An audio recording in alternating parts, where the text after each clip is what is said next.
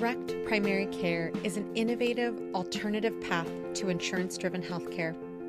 Typically, a patient pays their doctor a low monthly membership and, in return, builds a lasting relationship with their doctor and has their doctor available at their fingertips.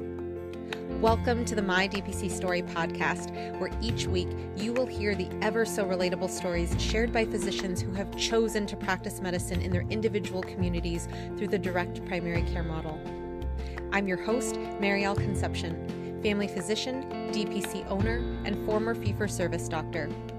I hope you enjoy today's episode and come away feeling inspired about the future of patient care, direct primary care.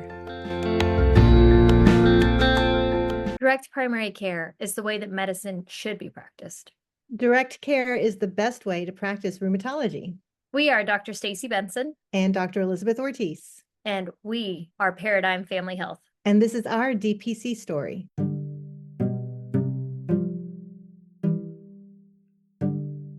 Dr. Staci Benson is a board-certified family medicine physician and founder of Paradigm Family Health. Growing up in the Dallas suburb of Prosper, Texas, she saw firsthand how the healthcare system failed hardworking families like her own, an experience that shaped her mission to provide accessible, affordable care. She earned her BA in psychology from Southwestern University in Georgetown, followed by a master's in health psychology from Texas State University. She then attended Arizona College of Osteopathic Medicine before returning to Dallas to complete her family medicine residency at Methodist Charlton. Frustrated by the rising healthcare costs and red tape, Dr. Benson founded Paradigm Family Health to simplify healthcare through the direct primary care model, ensuring her patients receive high-quality, personalized care without the barriers of traditional insurance. Dr. Elizabeth Ortiz is a double board-certified rheumatologist based in Dallas, Texas. She has over 15 years' experience practicing rheumatology and has worked in a variety of environments, including academia, public county hospitals, concierge private practice, and digital health. She currently practices via an innovative collaboration with Paradigm Family Health. A teacher and an advocate at heart, she uses the Connected Rheumatology YouTube channel to bridge the widening gap between doctors and patients by providing trusted and up-to-date information in a practical, easy-to-understand format. Through a collaboration, she offers specialized care for autoimmune and rheumatologic conditions to all patients in need, with discounted rates specifically for Paradigm Family Health members.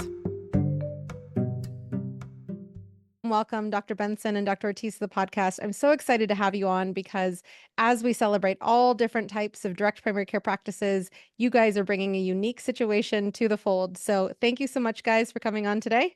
Thank you for having us. Yeah, it's good to be here. I want to get started with the fact that you guys are in the Dallas area.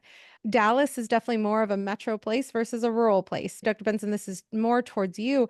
What was the lay of the land like, and was it friendly for DPC before you opened Paradigm? So it's a very fair question because if anyone knows me, I actually opened up the practice back in 2016 as a solo micro practice. And there were really no other direct primary cares at that time. There were plenty of concierge practices across the city that ranged from $2,000 annually to $50,000 annually. But there really hadn't been many direct primary care that entered. So I truly entered into a new space, even though it's a giant city. Tell us about that because, now, and we're going to fast forward to how the practice has completely changed from the solo micro practice that you opened with to now in 2025 when Dr. Ortiz, a rheumatologist, is coming on board to help serve your guys' patients and your community. But when it came to the challenges of opening and the challenges of marketing yourself and the challenges of helping change the culture to understand what you were delivering, how did that work out for you in the first year of your practice? It was actually a bigger struggle than I thought it would be. To me, I grew up in the cash pay world as a patient with having small business owners for parents and a pre-existing medical condition. So it felt like a no-brainer that I was offering this affordable monthly membership for your all-inclusive primary care. It just made sense. And so when I opened and I didn't have people just knocking down the door, I was shocked. A local networking group started spreading the word. But even after I took about 5 months before I got my first patient from it, and it just really was a labor of why I'm different and why you should use this model versus using a concierge-based practice or even just paying cash at a fee-for-service practice. All the calls that I got when I first opened were, are you a holistic doctor? Are you a functional doctor? No, nobody even assumed that I was just going to practice traditional Western medicine. So I rarely get those calls now, which is great. I think it speaks to the fact that there are many docs across the Metroplex that now do direct primary care. But in the beginning, they didn't exist. So I ended up having to call myself concierge, but different, in order to get people to finally understand what I did.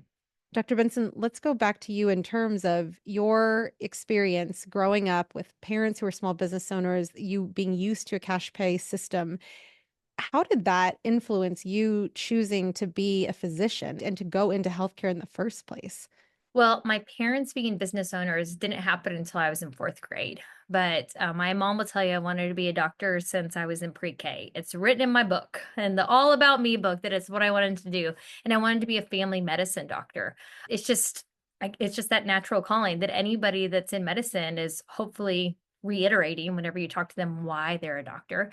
It didn't help that my mom and my dad both hated blood and hated vomits and didn't like to be around sick things. And I'm the oldest of 5 kids. So I got to clean up a lot. And especially my brother would get hurt all the time. So I got to clean up his messes a lot.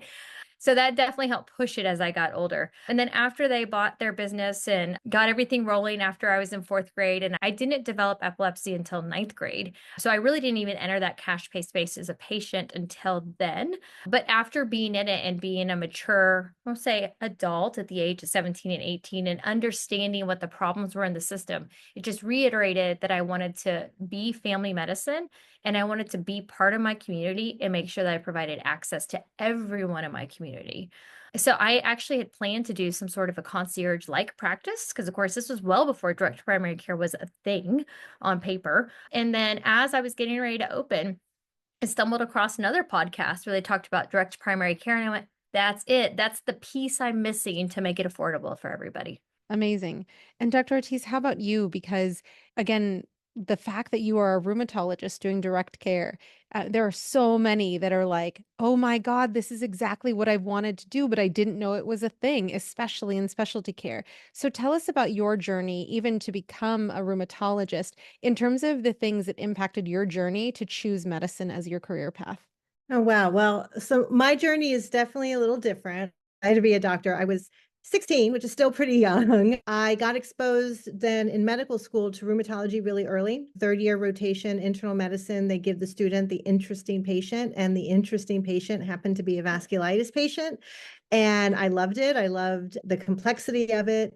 I loved how not everyone on the team, including the attendings, didn't really know much about it. And so I got to scratch the itch of being kind of the expert in the room and the doctor's doctor, which I really like, which then kind of explains why I stuck in academics. So I finished med school, went to training at USC, and I stayed on in academics for almost 10 years.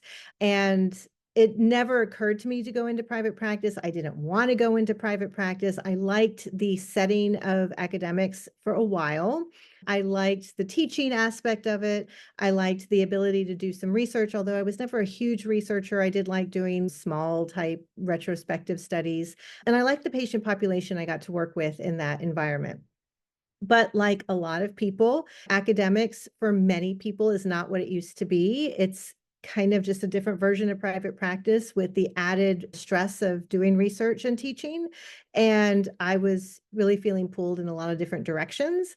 The other element was I'm originally from Texas, but I was living in LA, and I had been away from Texas for about 20 years at that point and was finally starting to miss home. And so it kind of all culminated with how can I get back to Texas? Am I really going to stay in academics? Is this really the path I wanted to take? And one of the biggest thing was looking ahead at the people who had careers 5, 10 years ahead of me and realizing they didn't really have careers that I wanted and they didn't have lives that I wanted. So all of that kind of came to a head with me deciding I was going to leave LA, move to be closer to home, and start my own practice. And it truly was ignorance is bliss. I had no idea what I was jumping into. I first of all, I love rheumatology. I do not love practicing rheumatology in 15-minute stints. These autoimmune conditions are very complex, and I would oftentimes walk out of rooms knowing I had not covered everything I need to cover, knowing that there were a lot of lifestyle things that I needed to touch on that I didn't have a chance to. And so in my mind, the kind of direct care space was going to allow me the time to be able to give the patients the attention I knew they needed. So that was my thinking. And when I got here and then actually started looking into it, I did open my own practice and it was a very steep learning curve. I opened my practice in 2020, which was in the middle of COVID, which by itself was a whole thing. And I was in practice by myself for about a year and a half. And then I got recruited to join a digital health startup, which I did. And I then wound down my clinic and was all in with the digital health company. And I learned a lot while I was with them. Then that digital health company wound down. And I then was like, okay, what am I going to do now? And I wanted to get back to patient care, but I had learned a lot in those 4 years that had passed of trying to start my own, then joining a digital health. And I now had a much clearer idea of what starting a business was really going to take and also the way I wanted to practice. And that's kind of where Staci and I got together. So that's amazing. And I think that this is such an exciting interview because it's completely two very different stories that brought you guys together. So I definitely want to get into how you guys serendipitously came together and how you are practicing under Paradigm Family Health. But Dr. Benson, I want to ask because you opened out of residency, and that's a feat in of itself where I hear Dr. Ortiz saying that was not my journey. I was not initially ever excited to do that. And knowing you and envisioning the direct primary care tattoo, parental advisory, the tattoo that you had on your arm last Dallas Summit, I'm like, you take names wherever you go. When it came to opening out of residency, I want to ask about that experience because that is not an easy thing when you don't have an MBA behind you. Yes, you do have role models who owned their own business, but in terms of you shared how the market wasn't, hey, we love DPC when you opened. And yet you chose that path rather than staying in a traditional fee-for-service corporate medicine practice. I've done actually several other lectures with my husband on this and what happened. Luckily, we met in college, so he knew the craziness that I was already interested in. And while I am willing to be a risk taker, I'm not willing to destroy myself in the process of the risk, if you will. And so opening out a residency, I still wanted to be very methodical with what I was going to do to open it. And so I actually started working urgent care, just urgent care, as I was figuring out what this would look like and trying to find people. My path from residency, like there was a time where I didn't know what I was going to do at the end of third year, and then it got pulled away from me in May of my third year. So for those that aren't physicians, you finish residency in June. And in May, I lost my job that I thought I was going to have, which it was very serendipitous that it happened. And so my husband and I decided this is what we're going to do. We're going to earn money, pay off student loans, and start forming the business and getting everything ready, find a space, build it out. We knew it was going to take time. And then together, we made the decision of today's the day. I'm quitting my job today. And it just took just a few little things to be enough to push me over to say, nope, we're ready. We can take the leap together. And we had our financial ducks in a row so that we were going to be comfortable for the next 3 years. So I gave myself 3 years to fly or fail. And our family was going to be fine with that. And if we failed at 3 years, I gave it my all, and we'd go back to what everyone else was doing and working in corporate medicine, traditional insurance-based medicine, if it wasn't corporate. And if I flew, fabulous. We were on the path we were going to take and continue to grow to whatever that became. And that vision of growth has changed over the last 10 years too. There's been definite days where being a solo doc sounds like a great idea and was a great idea. And then days where we're not even big enough yet to do the things that hope to accomplish. I will encourage the listeners out there to check out. There's a 2019 recording on YouTube of you and your husband sharing. And that's back in the day when I was still like, what is DPC? I'm still learning about it. And I totally remember how you guys broke it down and how specifically you planned out financially to be able to support you. And I think you were pregnant with your third at that time. At the conference, yes. When Yeah. I opened, I only had one kid though. Yeah. It was at the conference. So I remember I'm like, that she is definitely going to be a mom, and she's talking about this business thing. This is amazing. So I remember being in the audience and hearing how impactful and remembering how impactful those words were. So I'm glad that you gave a little snippet there, but I definitely encourage the listener to go back and watch their talk or multiple talks if you can find the recordings. Now, Dr. Ortiz, I want to bring you into the fold here because as you spoke about opening your own practice from academics in Texas 2020, that like people just probably have a shiver just thinking about all of that because there's been so many guests on the podcast who opened in that year and they're doing great. And for you to have the experience of academics, to have the experience of opening your own practice, to have the experience of being on a digital platform as a way to deliver rheumatology as a specialist, and then to now be at Paradigm Family Health where there's multiple physicians, multiple staff. You've been through lots of different environments. And I think it's so cool that you guys are bringing this again to your community collectively. How did you guys have this discussion about, hey, you want to do rheumatology cash pay? I'm doing family medicine cash pay. Why don't we team up? Yeah. So yeah, when I first got to Dallas, first I was like, I want time off. I was the very typical burnout doctor and I wanted time off. And I thought I'd take about six months off. I would travel. And of course, COVID just changed all that. So I had a lot of time just to stare at the walls and think about what my practice could look like. I had originally dreamt up like this big sprawling place that would have yoga and a dietitian and all these things that I think autoimmune patients would really benefit from. And with COVID, especially in the beginning, because there was so much uncertainty, I knew enough to know that I didn't want to have a lease. I was like, I'm not like, I don't know what I'm doing. Times are really uncertain right now. And I was also very, I mean, everyone was taking up telemedicine, but I was very wary of, I was going to be building a brand new panel, so brand new patients, and I wasn't sure how I could do that if I was never going to touch someone.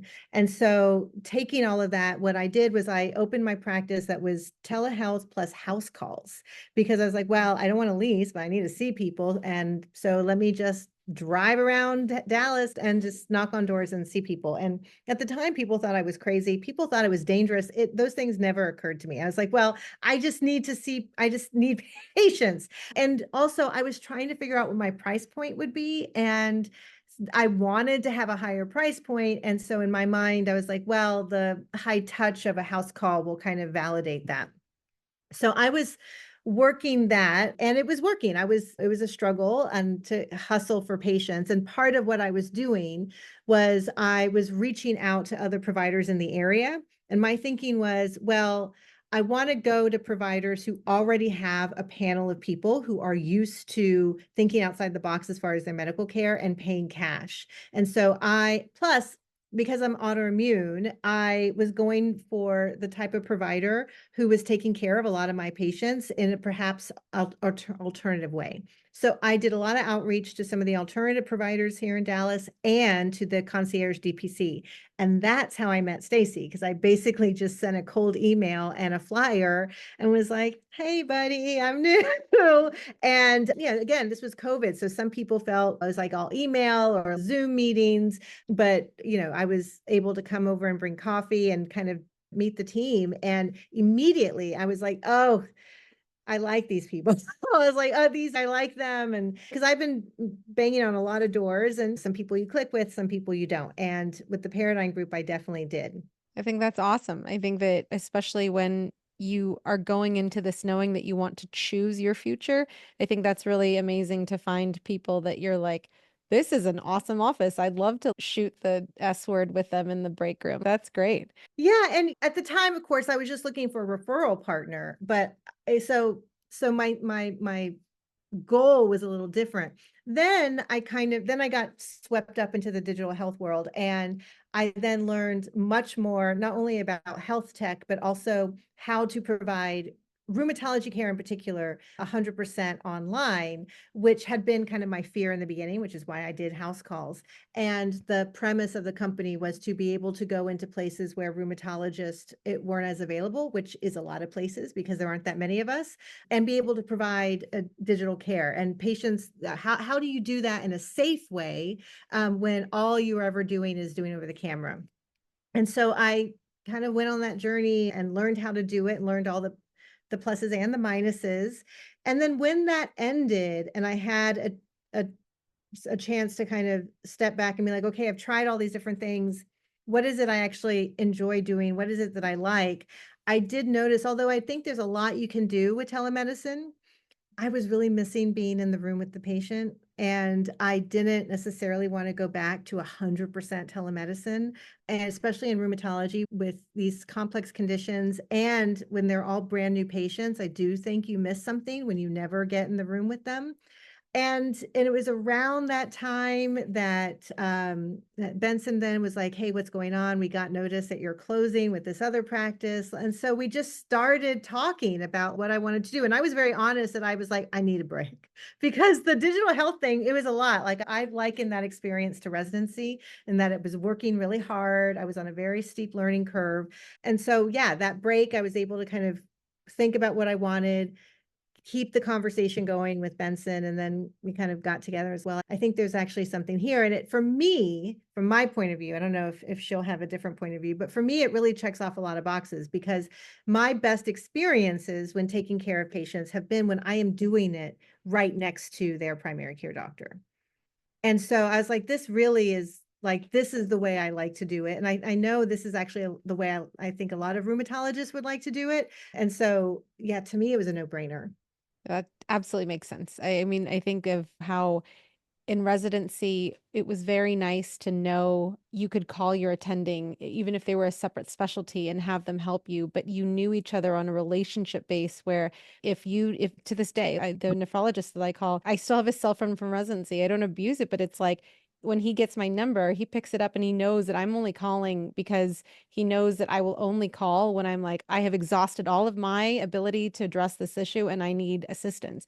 And I think that especially when you talk about how you were frustrated that you couldn't have more than 15 minutes to address lifestyle stuff, I'm like, abso-freaking-lutely, that's where primary comes in. So, Dr. Benson, let's hear your take on the things that happened that culminated in you guys partnering up. Well, I hired my second doc in 2020. And so we had already started our growth of going from a one doc, one staff practice into this two doc practice with one staff. And we're starting our growth at the same time that Dr. Ortiz entered Dallas. And as I'm sure it is hard to find a great rheumatologist that you can send your patients to and communicate with. So when she knocked on our door, we were super excited that she was in town and aligned with us too, and being in the cash pay sector. It was great. And she was seeing patients, which nobody was seeing patients back then. So it was a win for everybody and for the community. And then when she left and went into her tech business, we were so sad, but we were happy at the same time because now she took insurance through there. So it allowed for even more patients of ours that didn't want to pay cash for specialty care to make that step over because we knew what an amazing rheumatologist she was. And then when she left, we were horribly sad and had to work to find rheumatologists for our patients. And one day she texted and said, hey, can we go grab lunch? And I said, yes. And I looked at Dr. Music and I said, she's texting. It's going to happen. She's coming back. And Ruth went, you need to hire her. And I said, we need to hire her. And so I went into the lunch that day where we just had lunch again the other day, memories, and went in and she said, I'm ready to start working again. I said, great. When are you going to work for us? She said, now. And I said, great. So it felt like a perfect fit. And then for me as a business owner, there's not a lot of physicians out there that truly get the business world. And I am making it up as I go. 100%. I agree. I did not get an MBA. I did not have a business degree. And so to have someone that's now joining our team too, that has all this business background to help in this new vision of where we want to grow this model is it cannot be more serendipitous, which is a fabulous movie for those out there that have not seen the movie from the 1990s, Serendipity. You should, and that is what this was. There are certain movies on Southwest Airlines that I will watch I don't care how many times, like me before you, check that off, serendipity, check that off. Yes. So let's talk about the transparency there because I think that is always so important, especially when I've had guests on who have come together to practice under direct care, direct primary care. So for you guys, what did you guys remember from that conversation when it came to like, I have to have this, I don't want to have this, I'm like, whatever when it comes to this? What were some of those things that you guys put on the table to back up with the business experience that Dr. Ortiz had and that you had, Dr. Benson, but also to make sure that you were building a relationship that was going to work from day one? Sorry, my family texted me asking about dinner. Did you order Chick-fil-A for us? So that can go in about part of being a mom and trying to double task and everything. But so I am going to let Dr. Ortiz go first. Well, I think from my point of view, it was really important up front just to have an understanding of how she envisioned incorporating a specialist. I mean, I certainly had my ideas, but this is her practice and her business. And so I wanted to understand where her mind was at and if it kind of jived with what I was thinking. I knew what I wasn't worried about was like the way we practice and the way we approach patients. That I knew wasn't going to be the problem or a problem, but I was more interested, especially the digital health experience I was on ended because the business ended. So I've been a part of a business from that started and then shut down. And so I am well aware of all the problems that can happen in a business that will cause it to not succeed, go bankrupt, run out of money. And so that was kind of where my mind was at because once you've been burned once, you know what to look for. And so that was kind of where I was thinking. And then like where we could grow. I also wanted to have an understanding that she also understood that we were on the same page as far as like how this is a growth that and like the steps we would need to take together to get to where we both wanted to be. That was kind of how I approached the questions and the conversations. And it took a while it's still evolving. Let's be frank about this, right? Of how this was going to work in our billing software, what were the prices we were going to pay? Who were we going to work with? Doctors outside of our direct primary care practice, or were we going to work with people that weren't a member of our direct primary care practice? So we're still evolving what this looks like. You started with us in October, and so definitely I feel like she's with us once a week at the moment. And I feel like you have patients every day now or that week at this point. So it's going, right? But it took, just like any other business, took a little while to get off the ground and get people to buy in. And so right now we're working on even shoring up all of our procedures for how we get a consultation in and then have them continue to stay on as a member in our Right, rheumatology practice right. here.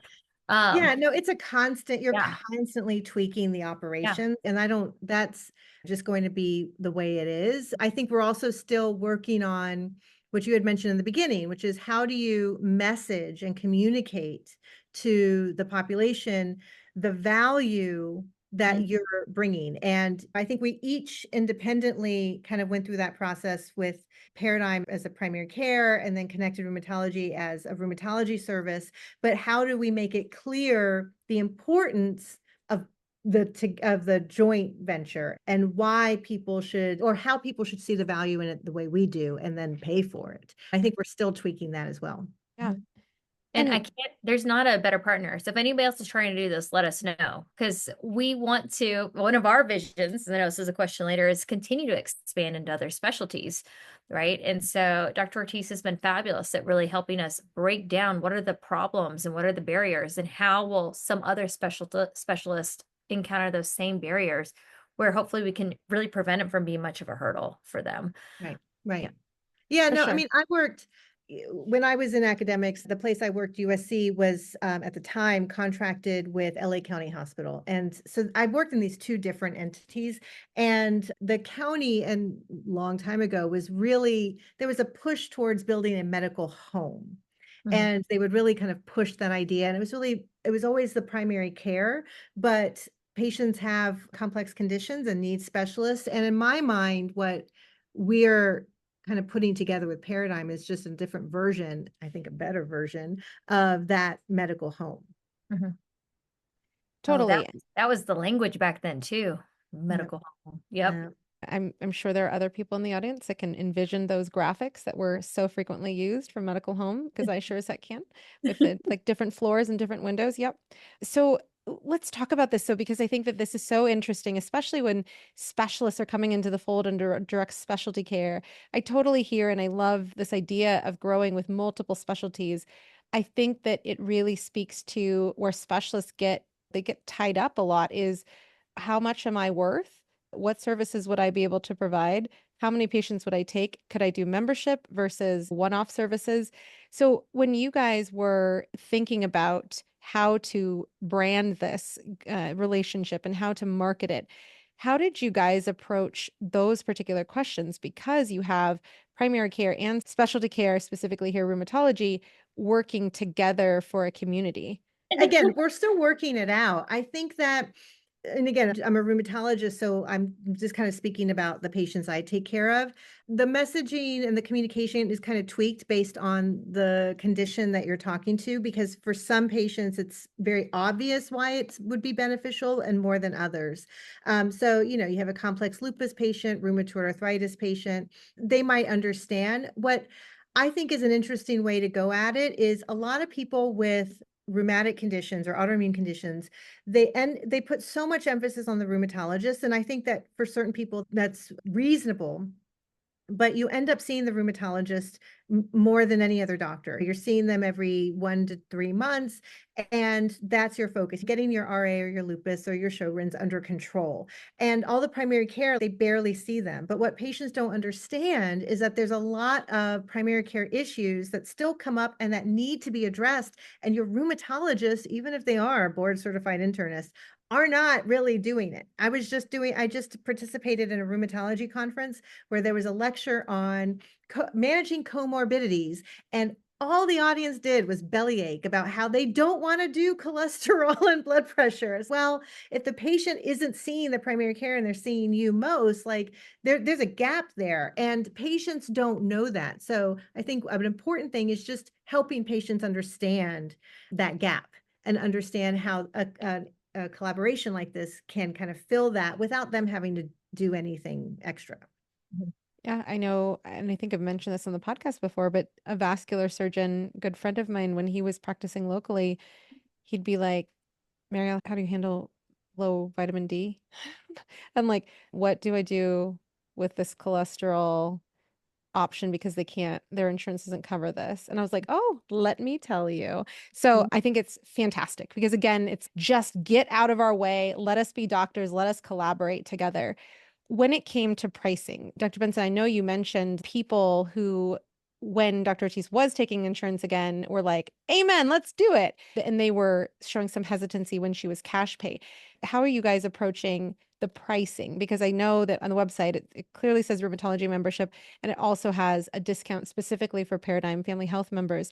So it's really tricky for this particular specialty, in my opinion, because so many of these patients are on very expensive meds, right? Versus like lots of cardiology, dermatology patients, they might be seeing them regularly and a membership would make sense for them, but they're not on these medications where they need to have an insurance plan to cover their Humira, for example, right? So it just happens to be a population that has a higher rate of insurance that meets their deductible than other populations within our patient panel.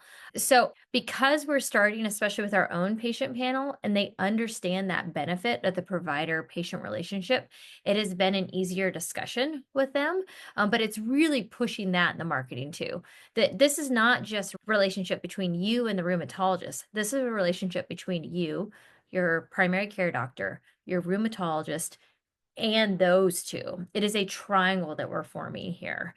And so that you're not going to get, which is going to see a random rheumatologist, even if it is at an academic institution like UT Southwestern here in Dallas, you're not going to get that at all. So, and I know Dr. Ortiz knows today we had a patient, she texted in late last night and said, I'm having a flare. She's an ankylosing spondylitis patient with some fibro. She said, I'm having a flare. I have a really big event coming up. Would you be okay if I did a steroid? And she happens to get steroids frequently. And it was a quick ask. Hey, I'm okay with it. Are you okay with it? She said, cool. Medrol dose pack called in by the morning. But now we had everybody on board versus her seeing her later and going, oh, you never even told me she was having a flare. Why are we doing more steroids? Right. So it's the perfect example of that harmony coming together. Yeah. And I mean, another example is I saw a new patient today who I saw back in my old practice who's now following me. And she called, and before signing up, she was like, I don't even know when the last time I saw a primary care doctor. And I'm like, lady, you're a 54-year-old woman. Like, you need to. So this was perfect for her. Like, she's used to seeing the rheumatologist, and the best rheumatologist in the world is still not really doing internal medicine and not doing primary care. And so, yeah, it's just, she's going to benefit, and she could see the benefit. The only other thing I would add to the pricing thing, and this is more from the specialist point of view, as someone who I had my own practice and was trying to work out the pricing in there. And I know we're not many, but we do have a growing group of rheumatologists who have gone this direction, whether you call it concierge or direct specialty care. And I don't know everyone. I don't know everyone's experience, and there are certainly successful rheumatology direct practices out there. But I do know that can be a struggle to get people from the fee for service model into a membership in specialty. It's difficult for patients to see the value of that, even though they will say and they understand they need to see you very often and all the paperwork and all the prior auths and everything. It's an obstacle. It's a mental obstacle. And I think on top of the fact of the pricing that a lot of people choose, and that it can get very expensive. And I know that my practice was very expensive. And at the time, I had my rationale for why I'm worth this much. I'm a specialist. And part of what I've learned over the years with all the different experiences is the disconnect that we have to get okay with and understand that of what we think we're worth and what a lot of the population and the patients kind of value their healthcare. And you're trying to find that sweet spot. Totally. And here I want to ask about the value because, for example, in primary care, it's a lot easier in terms of just it's clear for patients, I find, where you say, how much did you spend on the one visit to the emergency room for the cough that you could have seen with your primary, but you couldn't get in to see your primary, so you had to go to the ER. And oh, that's more than a year of seeing a personal physician who actually knows you, who you can get a hold of. That is an easy sell in terms of primary care versus specialty. I totally see that. Have you broken down for people, especially like with the cost of, with maxing out deductibles because of medicines that are specific to rheumatology patients, plus your membership, and then plus the accessibility, plus the integration with primary care? Have you guys, numbers wise, broken it down for people to help them understand, like, wow, there's a lot of savings that I could potentially have because of not needing to end up in crisis because I couldn't get into my rheumatologist and I still ended up in the ER, whatever it is. No, we haven't overtly done that yet, honestly. Yeah, Not no, I like, know. I was yeah, like, oh, that's a good idea. But yeah. I will say it's not quite as clean because not everyone ends up going to the ER. They go to their PCP. Mhm.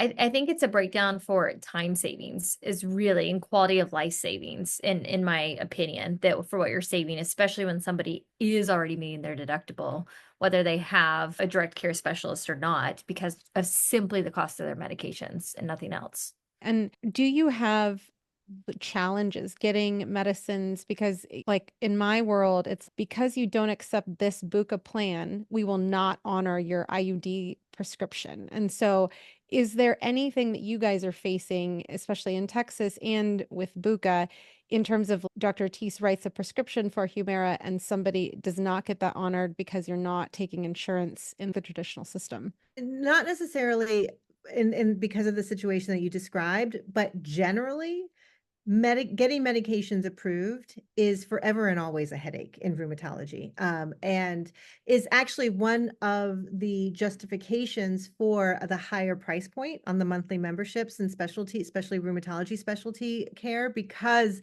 of all the paperwork and follow-up that's required outside of each appointment, because it can be so challenging to get the medications that the patient needs. Formularies change. Now we're in a world of biosimilars where insurance companies will mandate a change to a biosimilar.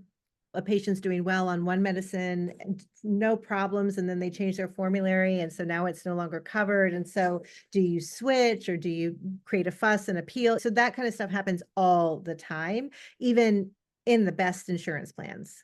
For patients that don't know, it is a massive headache to deal with these from our standpoint. Massive. Mhm.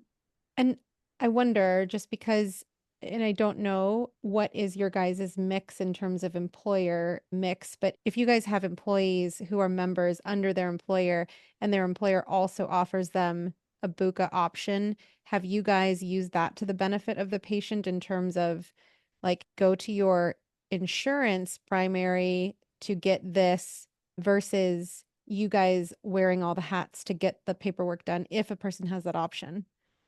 Oh, so I'll take this question. So that's actually one of the potential big hurdles we're going to be facing when trying to integrate specialty care within a home like this. We do work with other employer groups, whether it's a small employer group or with third parties that are finding direct primary care practices within their city. So that way you have an option that's closer to you, but you have multiple groups to take care of one employer. So we've already started reaching out to them, and they have no problem with paying for a traditional fee for service visit with a specialist, but they have not yet been willing to jump on board with a membership based, which, mind you, this membership, if you broke it down into the cost per visit, like we're just going to do simple math and it's on our website, but depending on when you listen to this, of course, it may change. But say $1,000 for membership, and that includes 4 visits, which is once every 3 months, which would be typical for a rheumatology or any chronic disease patient, right?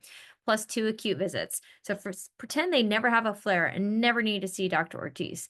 That's still $250 per visit, which those of us that understand what a visit cost to see a primary care doctor, that is traditionally what a doctor is going to be charging the insurance company anyway. So it's not like they're actually spending extra money to be part of the membership. But even though these groups have already, these self-insured companies, then there are some. Cigna, for example, and United both have a lot of self-insured companies that are wrapping into direct primary care already. They've made that paradigm shift and seen the cost savings and the value for primary care. They have yet to do it for specialty care. And it really does feel like I'm hitting my head against the wall because discussion about value and perceived value, right? It is truly another paradigm shift we in healthcare are going to have to start undergoing to really pull our specialist friends into this loop with us. Absolutely. And I think that culturally, as a country, I think that this is where a rising tide floats all boats, because I think that this is where us as physicians doing the work, the people on our teams who are working with us, our patients, policymakers, everybody raising their voices to say, yep, I am a normal everyday American and I got this health care and I didn't go bankrupt. My employer actually saved money, whatever the example is, but this is what's happening. And I think this makes it easier for people to say, oh, direct care DPC could be palatable for me. Yeah, and I would just add when we talk about value and how the cost savings that payers and employers are looking for, like that was exactly what we were trying to do with my digital health company. It was every digital health company in the rheumatology space, at least, which is the space I know the most, is going after that value-based play. They're trying to build a product and a solution that's going to then result in a group of autoimmune patients who cost the system less. And the way they measure that is mainly through pharmaceutical spend, because that's my patients are expensive. That's how they get their expense. Having been in that world and seeing all the pitfalls and whatnot that can happen in that world, I've now come around to think this is actually like this, what we're doing with Paradigm, this is actually how you get that value. And this is how you get patients healthier and happier and less expensive. With you guys being able to go to the break room and shoot the S word, but also talk about healthcare, when it comes to Dr. Teese, you mentioned how you didn't have any qualms about how you knew Dr. Benson and the rest of the team at Paradigm practiced. How do you guys collaborate on patients in terms of if Dr. Teese, you see somebody who is a patient or who is going to become a member at Paradigm for the family practice portion, and you're like, you absolutely need everybody on planet Earth encouraging you to do X, exercise, eat this, not eat this, whatever it is. How do you guys collaborate for the patient's benefit?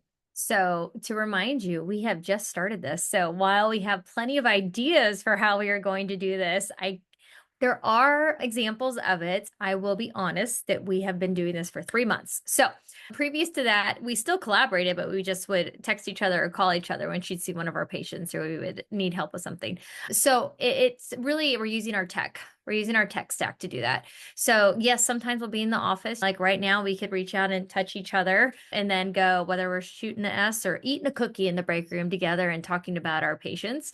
Today, I joked that Dr. Ortiz saw somebody, and then our PA went and saw her. And then I was curling my hair in the bathroom, and I saw her again as we interacted in the bathroom. So she had all levels of her care taken care of today, her chronic wellness for primary preventative care, her rheumatology care, and her urgent care needs, all taken care of in the one office. But with our tech stack, we're able to save messages, internal messages back and forth in a texting service that we use. And then in our EMR, we're able to put like a virtual sticky note too on the chart.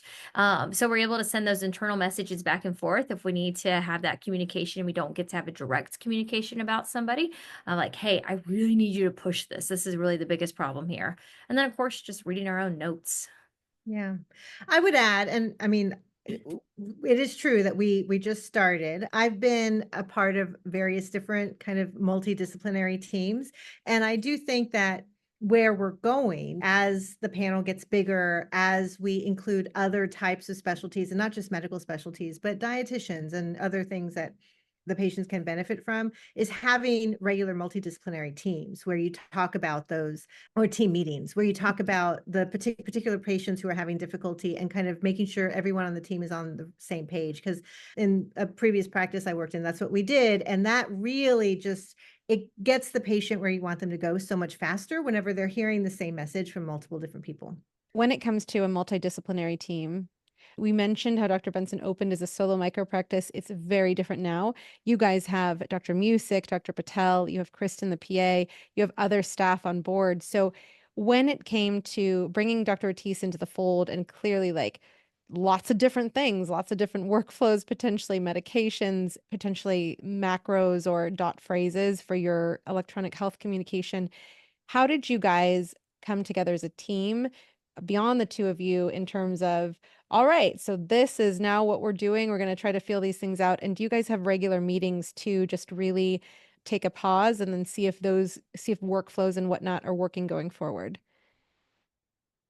So we did when I informed everybody that this is what we were doing and what we were bringing in. We had a small, quick meeting because everyone was like, what are we going to do? How's this going to work? And then after we had a few patients roll through with what we thought was going to work, and we were continuing to tweak everything, we did have a giant team meeting where we had it as a, right. We also happened to move spaces right at the same time all this was happening, and had two people go out on maternity leave all at the same time. So it's been a fun last few months. But we did have a team building time where we are rheumatology and how we interact with these patients and how that affects our workflows was a big piece of that team building day. Because of people being out for maternity leave, we have not had our follow up on that. But yes, other than having single employee talks, the goal is at least once a month, if not once a quarter, to be able to have those meetings. But that meeting's not even just for rheumatology, it's for everything, right? And making sure all the flows are working and where are we having problems? What do we need to edit? So we do that. We just, again, it hasn't been long enough. We'll have to have a follow up in about 6 months and see what changes have happened from then. Done. So excited for that. So now that you guys are collaborating, even though it's been a few months, when you guys think about what DPC and direct care are allowing you guys to do, give the audience some examples of what you are able to do, even as a primary care doctor and a rheumatologist who are working in the cash pay space.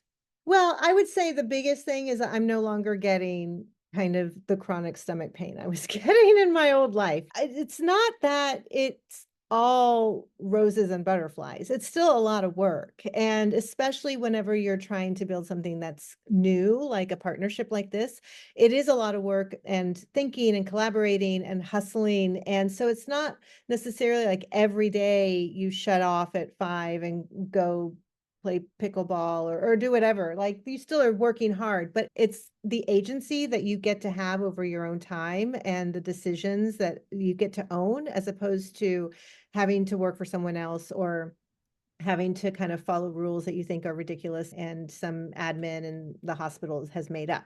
And so that's what helped with the stomach pain. It's not necessarily that, oh, I only work 3 hours a day. It also has allowed me to kind of pursue other interests I have in the world of rheumatology. You know, I'm very interested in communication and teaching. And so I'm able to do that via my social media channels because of the time I have, because I'm in direct specialty care. And if y'all don't know, she is a YouTube star. So everyone should check out her channel. She gives great tips. Our patients will love. It's getting to actually learn more about rheumatology through her YouTube channel and her other social media platforms. It's called Connected Rheumatology. And I'll make sure that's linked in the blog accompanying their podcast. So definitely check it out. I have to reiterate what Dr. Ortiz said, right? Like it is not easy any day of the week by any means, but I am making it what I want it to be. And then when it starts to evolve in something that I don't want it to be, which do not get me wrong, has happened more than once over the last 10 years, I then have the ability to start seeing what's wrong, what's creating that burnout, that stress, and undo it. And it's not like a simple light switch. It definitely takes strategy to undo it, but I can, and that's the beauty of it. And even when I see it happening, I am the owner, but when I see it happening to our employed staff, I'm working to try and do that same thing for them and have those open communication with them so that they don't feel that same way either. And then as a mom, I do have 4 children under the age 3, 5, 6, and 9. It has allowed me balance. Take that back. I don't like the word balance. It has allowed me harmony. I hate the word balance because balance implies things are equal on a scale, right? And things are not equal. They're never equal. Exactly. So it allows me to give more, like today, and having to figure out how the heck I was going to get 3 kids to dance today at all different hours and from 3 different schools. I did it with the help of a babysitter, my mom, and a neighbor, not my husband. If you hear this, Phil, not you did not help today, but it allows for that harmony or that push and the pull. And I make sure that my kids not only see what mom is doing so that they can be proud of me, maybe not today, but at one point in their future, but so they can understand what it's going to mean for them to be hopefully a business owner themselves someday in the future. We are making our future paths and not waiting to see how many patients are triple booked on our schedules. So I think that's, it absolutely for our future generations in terms of like our kids and their kids, but also just for our colleagues. I think that they're really able to see and identify and reflect on their own lives in part because of what we're doing. If you had to describe your personality as a type of food, what would it be and why? We laughed really hard about this question and had some really good jokes that we could share with you on what food it would be. But I decided that I am queso because, well, first off, we're from Texas, so it's the food staple here. And it is one of the most important things you need in your life. It doesn't have great boundaries. It just slides all over your plate, but it can also change with what it needs to be depending on the day. It can be spicy, it can be bland. It's queso. And we all crave it. That was another one. We all We all crave crave it, yes. it. We all need a little queso in our life. Mine is kettle corn because I'm sweet and also salty. Love it. And then if you guys could have dinner with any historical figure, who would that be? Let me go first. I'll go first. Yes. I got this one. To me, this was a really easy one. So I love musicals. So I'm on a Hamilton kick again right now. It comes on and off. So Hamilton, I would love to meet Alexander Hamilton, right? How did he work with being as intelligent as he was but not be egotistical? Well, he was, but not egotistical where no one was willing to work with him and was able to find compromise with others without compromising his own self. Oh man, that's a good answer. I can't think of anyone historical. Okay, I'm going to think of someone and that person is, then I'll say my mom. So yeah, I lost my mom about 18 years ago. So I'd say my mom. I think that's super special. I am sending lots of hugs and love through the phone because January is the anniversary of my dad's passing, and I totally understand that one. So that's awesome. But yes, I am so grateful for you guys to come onto the podcast today. I think this is fantastic that you guys are paving the way. There's no surprise there in terms of you guys have decided that you want to own your future through the direct care and direct primary care way. And I think that this is amazing what you guys are doing. So I hope it really inspires people out there, especially as we go into a future where we can work together to just take care of patients. We hope people enjoy this and they like the idea of merging and building this direct care home together. If you have any thoughts, positive or negative about it, please reach out to us. That was actually what started this conversation with Marielle was, is anybody else doing this? Because there are plenty of other thoughts and opinions out there that I'm sure we have not thought of, and we would love to hear them. Thank you for joining us for another episode of My DPC Story, highlighting the physician experience in the world of direct primary care. I hope you found today's conversation insightful and inspiring. If you want to dive deeper into the direct primary care movement, consider joining our My DPC Story Patreon community. Here, you'll have access to exclusive content, including more interview topics and much more. Don't forget to subscribe to My DPC Story on your podcast feed and follow us on social media as well.